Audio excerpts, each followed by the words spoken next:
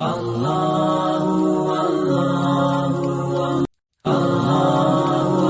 جو اپنے رزق میں وسعت چاہتا ہے، فراخی چاہتا ہے، برکت چاہتا ہے، زیادتی چاہتا ہے، وہ چاہتا ہے کہ اس کا رزق زیادہ ہو جائے۔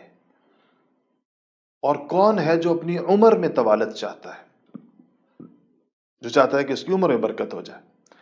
یا دوسرے الفاظ میں یہ کہہ سکتے ہیں، کون ہے جو رزق میں برکت چاہتا ہے اور عمر میں برکت چاہتا ہے؟ من احبا، کون پسند کرتا ہے، این یبسطا، کہ بڑھا دیا جائے، پھیلا دیا جائے، لہو فی رزق ہی، اس کے رزق کو، وَيُنْسَأَ لَهُ فِي عُمَرِ فِي أَثَرِهِ، اور اس کی عمر دراز کر دی جائے۔ تو جو چاہتا ہے کہ کر دیا جائے، تو اس کو آپ صلی اللہ علیہ وسلم بتا رہے ہیں نسخہ، فرمایا کہ فَلْيَصِلْ رَحِمَهُ، تو اس کو چاہیے کہ صلہ رحمی کرے، اس کو چاہیے کہ صلہ رحمی کرے۔ صلہ رحمی کس کو کہتے ہیں؟ صلہ رحمی رشتہ داروں کے ساتھ حسن سلوک کو کہتے ہیں۔ دیکھیں،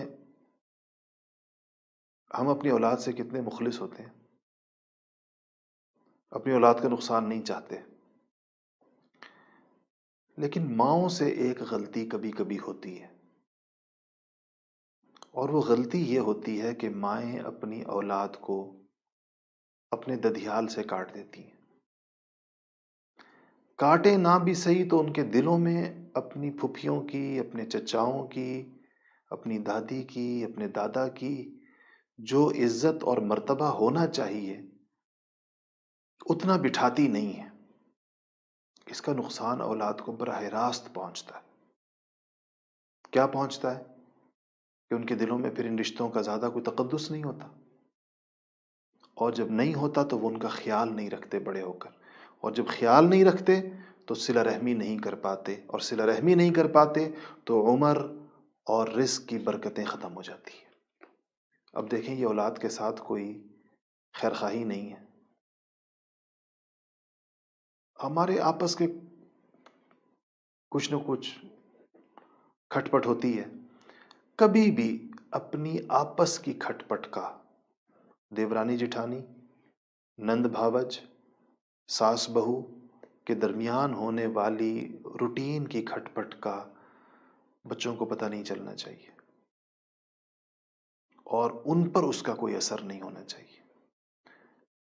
جیسے ایک ماں یہ توقع رکھتی ہے کہ میرے بچے میری بہن کے ساتھ، یعنی اپنی خالہ کے ساتھ جیسے ہوں، ویسے ہی ان کو پھوپھی کے ساتھ بھی ہونا چاہیے، جیسے وہ ماموں کے ساتھ ہوں ویسے ان کے چچاؤں کے ساتھ بھی ہونا چاہیے۔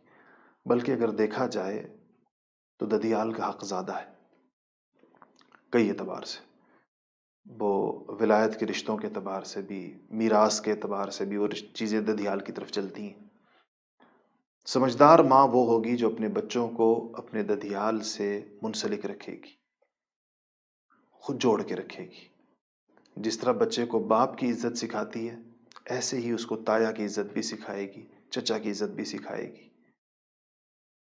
اللہ اللہ اللہ اللہ